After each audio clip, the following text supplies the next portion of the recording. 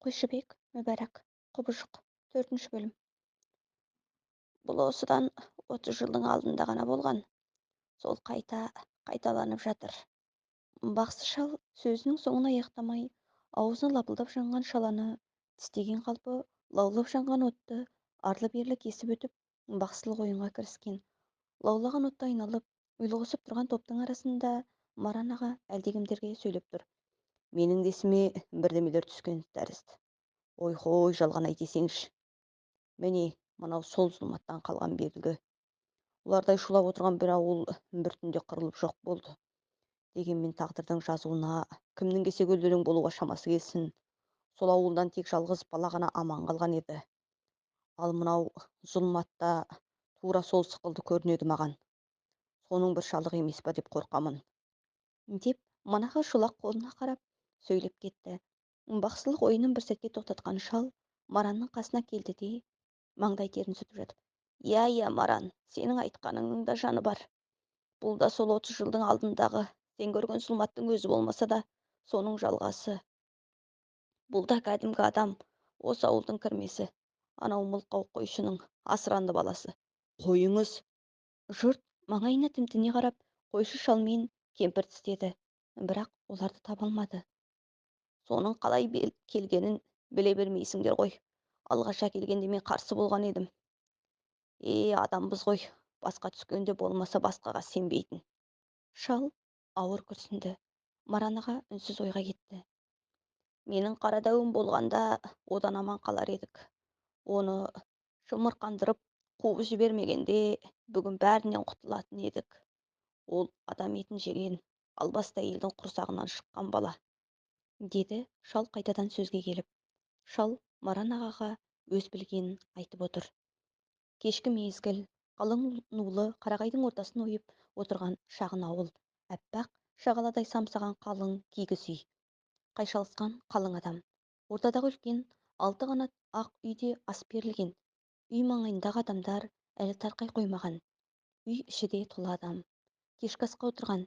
Есіктен кіре марқұмның бар киім кешегі, ат әбзелдері, қару-жарағы ілулі тұр. Төте отырған ақбасты шалдар мен ақсамайлы кемпірлер алдарындағы төбе дастарқанға қолдарын марғау созып қызу әңгімеге кірісіп кеткен. жас болса да осы ауылға ымбас болған еді. Қайдан жабысқанын білмедік. Кешкісін ат суғаруға кеткен. Есіктен кіре апа деп бір шыңғырды да құлады. Арғы ауылдағы бақсыны алдырғанымызша итасым уақытқа жетпей ақ арып талып жатып кетті де қалды. Құлыным Шәкене.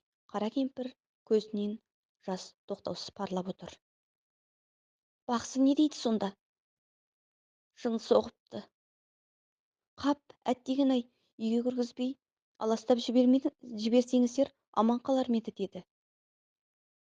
Ол жас қой. Білмеген, біз де аңдамай қалдық. Артында тұяғы қалды ма? Жоқ. Үйленгеннен кейін 2 айдан соң қыршынан қиылып кетті ғой құлыным. Жоғарыда отырған үлкен ақ кимешекті жолаушы кемпір құтқуырлап сұрап отыр. Келініңіз қайда? Деп сұрады. Жас қой, кешеден бері жоқтау айтып, сіресі қатқаннан кейін жаңа шайға көмектессінші деп сыртқа шығарған едім, деді қара кемпір. Шай алыңыздар, тамақ алыңыздар. Сыпырлата күтуші жігіттер шын аяқты қолдан қолға тигізбей алып беріп жатыр. Есікті керіп тұра қалған балаға төрде отырған кемпір: керме босағаны, деп зекіп қалды.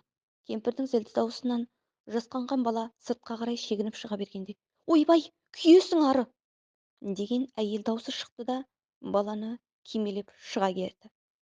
Жас келіншек буы бұрқыраған самауырынды жалғыз өзі көтеріп ішке ентелеп келе жатты. Асығыста табалдырықтан сол аяғымен аттап кіріп кеткен манағы кемпірдің көзі шалып: тәйтар, табалдырықтан сол аяғымен аттағаны несі? Деп саңқ ете қалды. Үйдегі отырғандардың барлығы келіншекке жақтырмай қарасты. Қатты қысылып қалған келіншек көзінен бір тамшы жасы ытқып кетсе: кешіріңіздер, деп самауырынды шай құйып отырған жас келіннің қасына қойып, иіліп сәлем етті де шегінген қалпы есіктен шыға жөнелді.